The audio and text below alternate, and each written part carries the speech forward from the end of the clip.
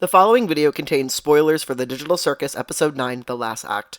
I am posting this before the episode's official posting to YouTube, so this video will have a non-spoilery title and thumbnail until its official posting. The current title of this video is Egg Theory, The Amazing Digital Circus, The Last Act, and it will have a different title and thumbnail after Glitch posts the finale to their YouTube channel. This is your warning if you wish to not be spoiled about anything, including the themes that may be addressed in the finale going forward. A few other things of note. I'm going to be using the word queer a lot today as a generalization for the LGBTQ experience. Many may still recognize this term as a slur, but it has been since reclaimed by the LGBTQ community and is one that I actually use to describe myself. I'll also be using some outdated terms such as the word transvestite in the form of quotes from historical figures. Please note that these terms are outdated. Please also note that if there is any censorship of any of these terms in this video, that this is due to YouTube systems sometimes flagging videos that use these terms as hate speech, when what I'm attempting to do here is talk about a topic and educate during Pride Month at that, so please leave me alone, YouTube. I want to get something else across before I really get into talking about things today.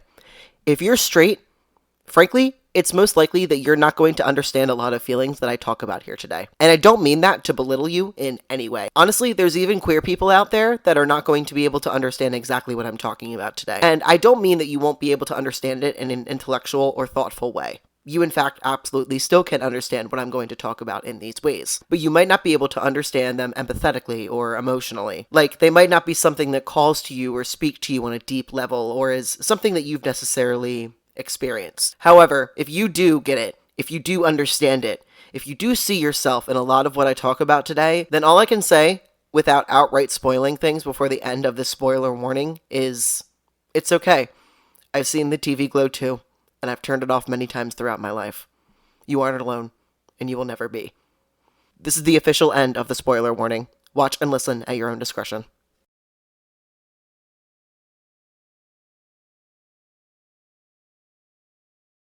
June isn't only the month that marks the end of the amazing digital circus. It's also Pride Month, a month where the LGBTQ community comes together, celebrates themselves, and engage in festivals and drag shows and parades. All sorts of celebratory fanfare, all centered around the collective idea of being proud of who we are. All Pride Month long, we celebrate. And in today's age, I think it's easy for some to misunderstand why. In the 1950s and 60s, homosexuality was still considered sodomy. The punishments varied greatly by state, ranging from heavy fines to imprisonment. In society, members of the gay community were often subject to violence, harassment, and discrimination.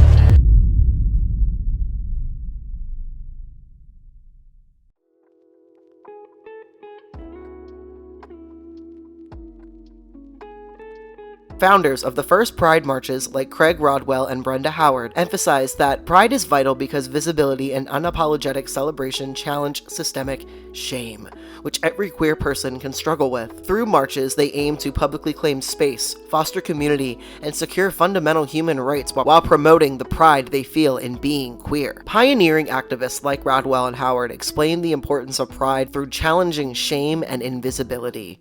Activist Craig Rodwell, who co-organized the first march in 1970, noted that parades were crucial for the community to come out of the shadows, overcome historical oppression, and show the world that LGBTQ people exist and are not ashamed or afraid anymore.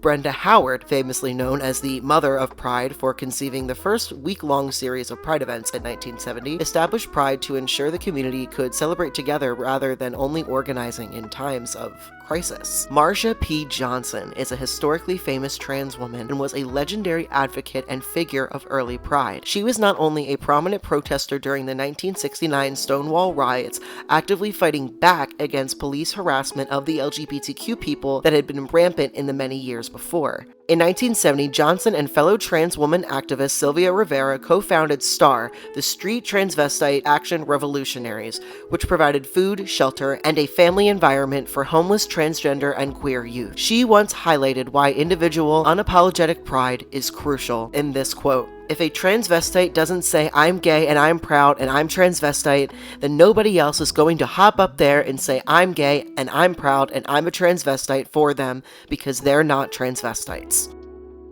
Trans women particularly deal with a lot of shame, publicly, interpersonally, All around, shame is such a common theme in the transgender experience, as often trans people grow up trying to fit molds and expectations set upon them due to their gender assigned at birth, fail to reach these, and then are left with deep and complex shame that can severely impact their health.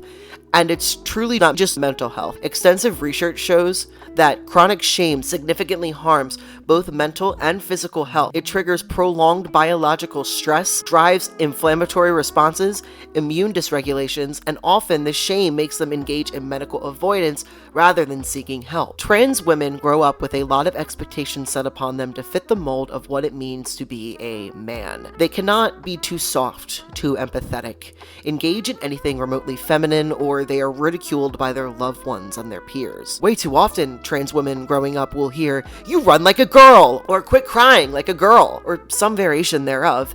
And every "like a girl" saying is an outright insult to who they are as a person, even though deep, deep down, they truly are young girls. Just trying to laugh, have fun, be themselves, just trying to live. Truly, I think that not many folks in the queer community throughout the world can feel the weight of systemic shame more than trans women.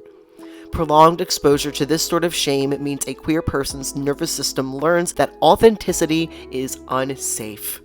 This shapes behaviors and can lead to anxiety, depression, and self-isolating tendencies, and even self-harming behavior. It can affect their everyday life, their relationships, and how they see themselves. Trans women in particular deal with large statistical rates of homelessness, evictions, familial rejection, domestic violence, assault, hate crimes, and dramatically higher rates of psychological distress. I think it was clear the second that we saw Jax's nightmare sequence in episode 8 that Jax has a lot of deep-rooted shame about something. There has always been something just underneath the surface that Jax has never brought up. But seeing Jax's fear to be so clearly shown as the fear of being stripped back, being vulnerable, only to be laughed at, was something that really stuck out to me. I couldn't tell why, of course, what the reasoning for this could be, until I saw the finale. The words trans or transgender are never used in this finale. I want to make that clear. However, the story of Jax that we are shown in this episode shows that Jax is something in the trans community that we often call an egg. An egg is a slang term that is often used for a transgender person who hasn't realized or accepted that they are trans yet. Jax opens up to Ribbit and tells her about life back in the real world. Jax talks about having a weird relationship with his father and that they were never close.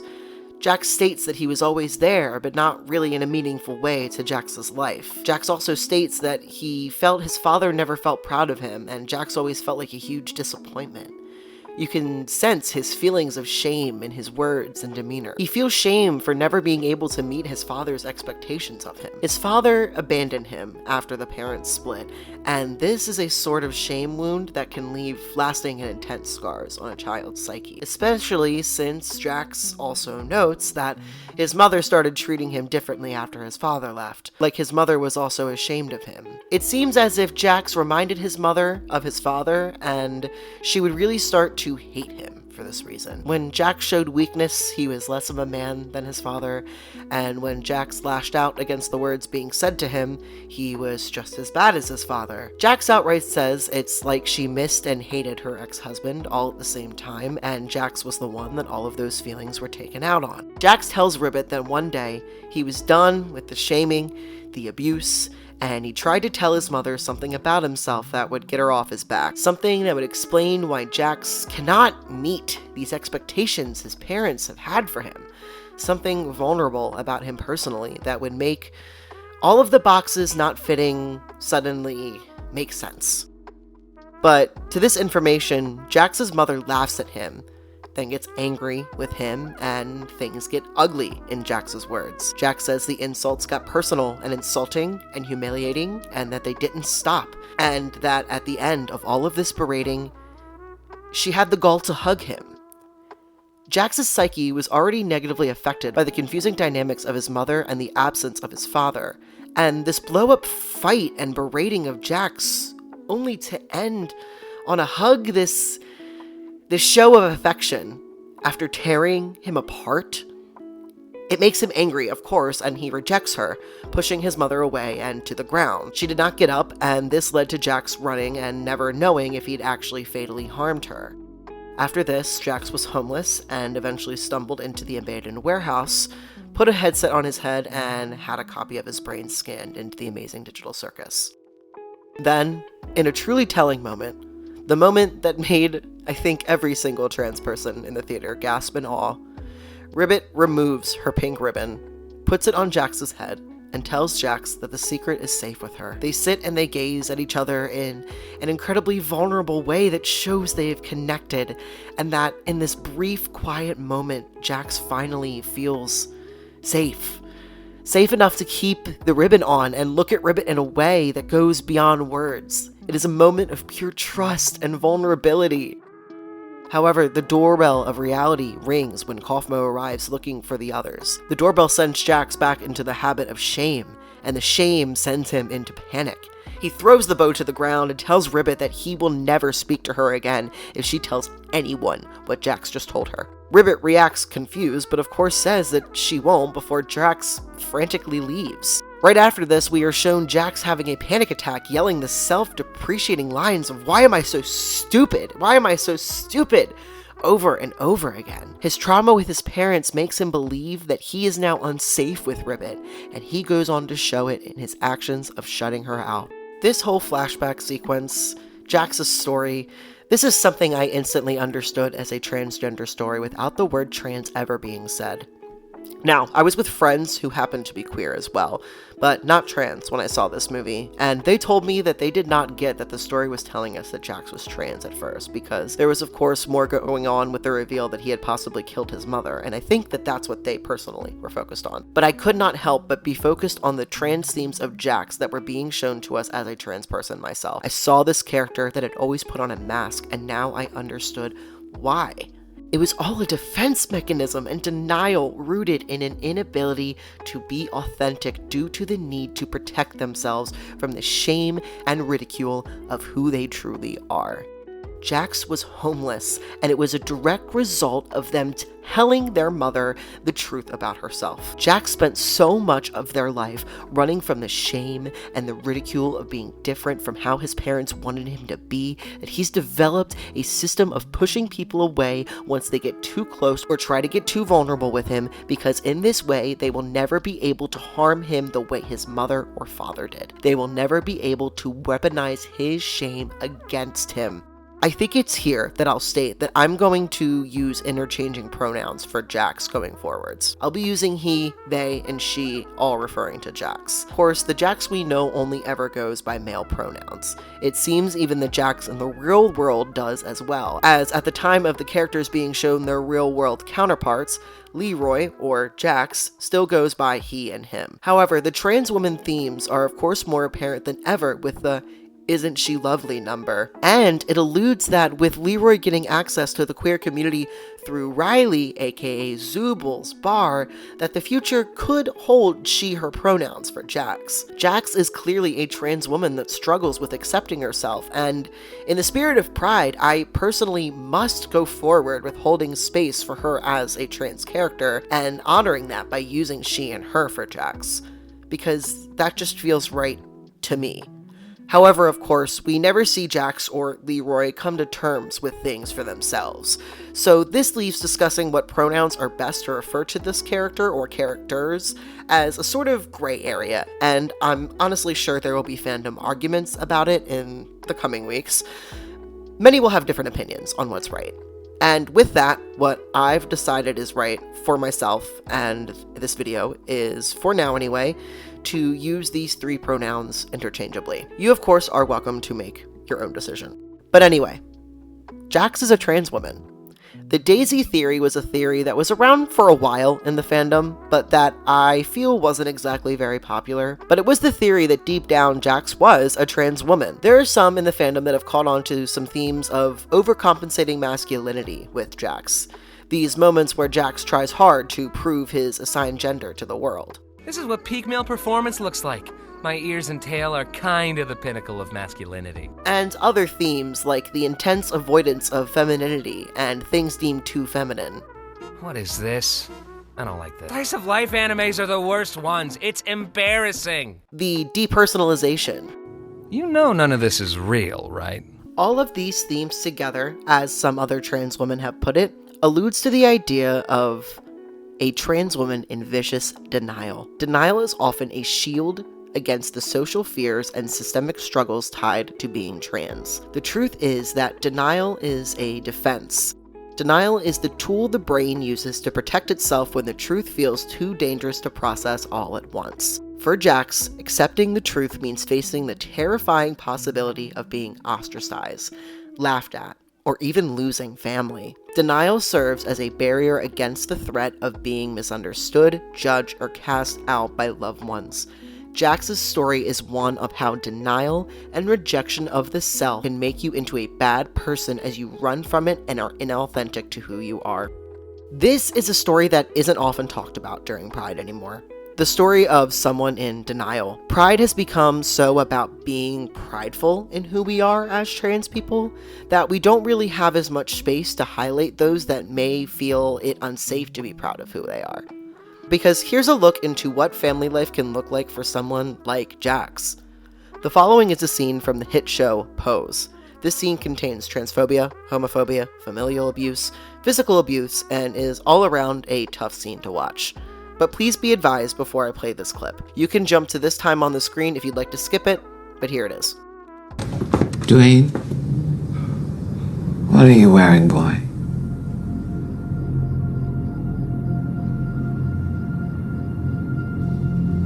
It's Halston. It's Halston. Who do you think you're talking to?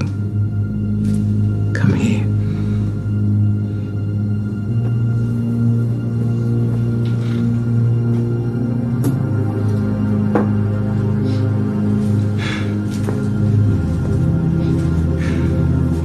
You walk around like you're the man of the house, but last time I checked, my name is on the deed. I'm the one paying the mortgage, keeping a roof over your head. This is my house, and you have the audacity to enter it wearing a dress? We talked about this. Yes, ma'am, we have. And what did I say? Told me to stop wearing women's clothes. I said I do not want a cross-dressing homosexual in my home. I'm not a homosexual. What do you call a man who wears dresses and makeup? I am not a cross-dresser or a man. Excuse me? I am a woman.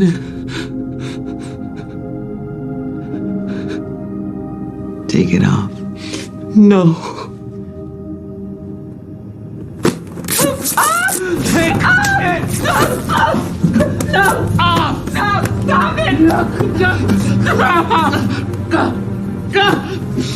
Look at yourself. Look! This was the reason that Pride came about in the first place. Because of those forced into denial like Jax and forced to hide like Electra. Those that were lesbian, gay, bi, trans, or somewhere in between it all and needed a place to come together and have pride in ourselves and who we were, because these are the ways in which the world treats us. Before 1969, queer people were harassed and beaten and even killed in the streets just for walking them and wearing the clothing of a different gender than the one that they were assigned. Stone Butch Blues by Leslie Feinberg, a novel noted by many queer historians as one of the most important pieces of queer literature to date, features several brutal, harrowing scenes of police violence and sexual assault targeting the protagonist, Jess, and her queer and working class community. These scenes are deeply painful and traumatic, but serve as a historical reflection and reminder of the systemic oppression faced by the LGBTQ and especially transgender people in the mid-20th century America. Police frequently raided queer gathering spaces and bars, rounding up gender non-conforming individuals with extreme physical force and malice. This was common practice, especially in New York at the time, but many don't know about it today.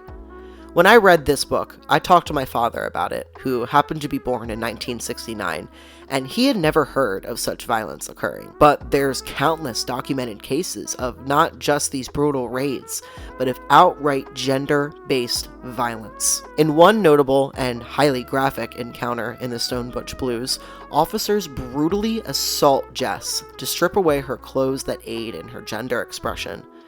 They yank up her shirt, tear down her binder, and physically her to degrade and humiliate her for not conforming to the strict gender binaries. Jess also experiences severe sexual trauma and violence at the hands of the police, and I definitely cannot go into that without being censored by YouTube.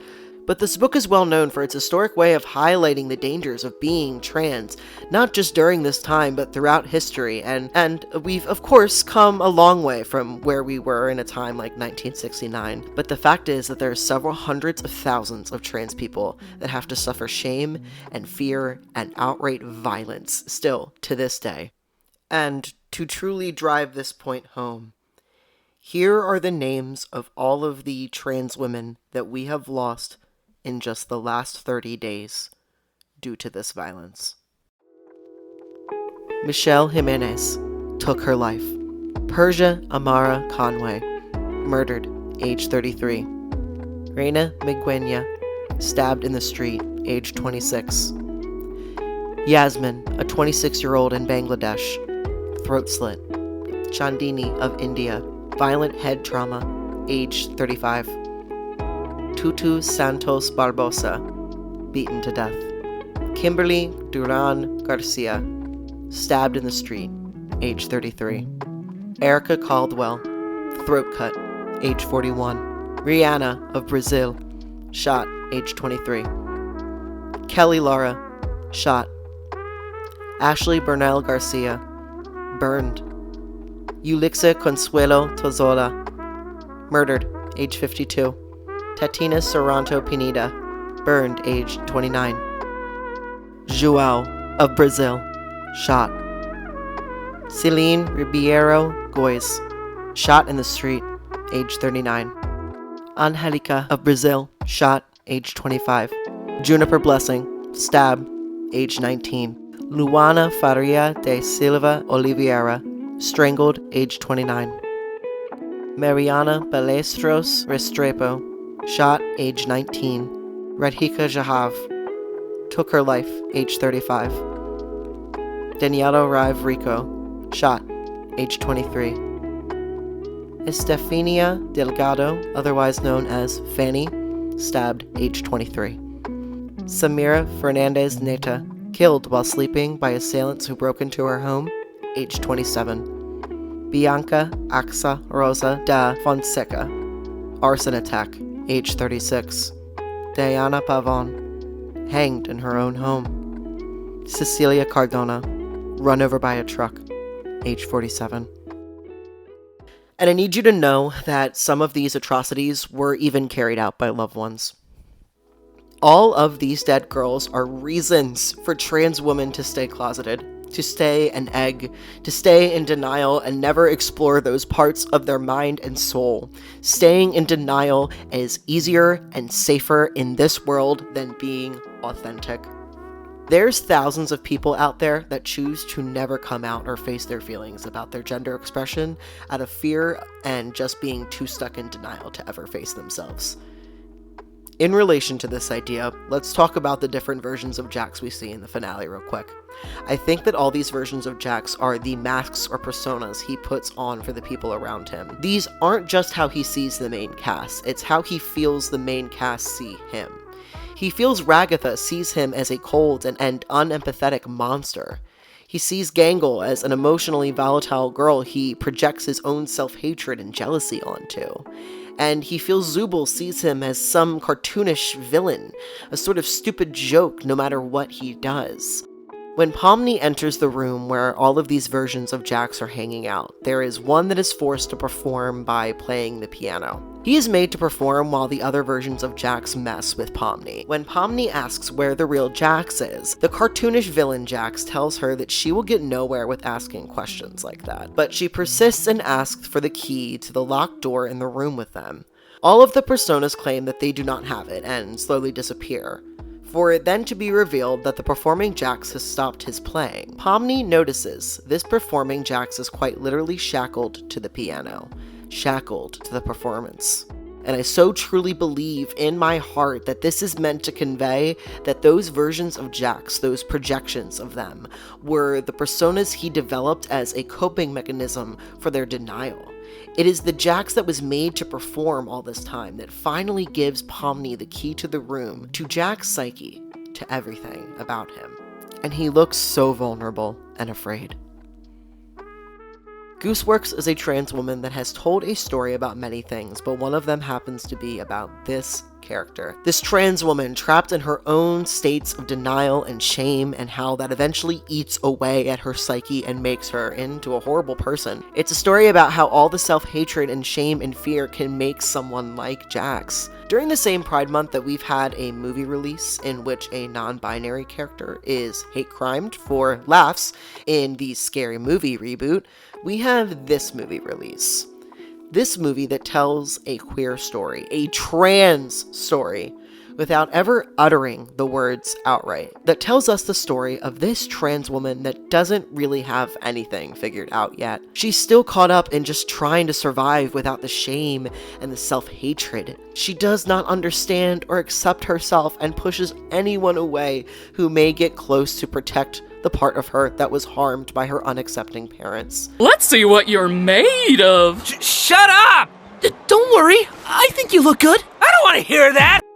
This is a trans woman that doesn't use pronouns that align with how she feels inside, and refuses to do any of the work to accept their transness, their otherness. This is a trans story that shows what being trans and in denial about it is like. It shows the fear and the panic one can feel when they know that they don't quite match what they look like on the outside. It's so fucking raw, it's so fucking real, and as a trans person, this finale had me absolutely bawling. I currently live in a small state and community, and I mentor a lot of trans youth in my area as a grown trans person, and the way I know that this finale will resonate so hardly with them. God, thank you for this story, Gooseworks. It's so hard and sad to know that Jax, this form of Leroy Mateo that we all know and love, or hate, never got to experience an existence where she was able to accept herself. But God, does that bittersweet feeling of hope creep in when you realize they are frequenting Riley's gay bar, because let's just say it, it's a gay bar, okay? And that maybe, with the right community around them, soon Leroy will be comfortable enough to come out of the darkness of denial and shame and into the everlasting and radiant light of trans joy. Happy Pride Month, Gooseworks. Happy Pride Month, Glitch. Happy Pride Month, Jax. And happy Pride always to all, but happy Pride especially to any of you that feel unsafe to be prideful. It doesn't always have to feel that way, and you are not alone. I truly hope for the day that you can join us in trans joy. It will always be here waiting for you. The light will always be on, and the glow will always be there. Thank you so much for watching, and always, take care of yourself.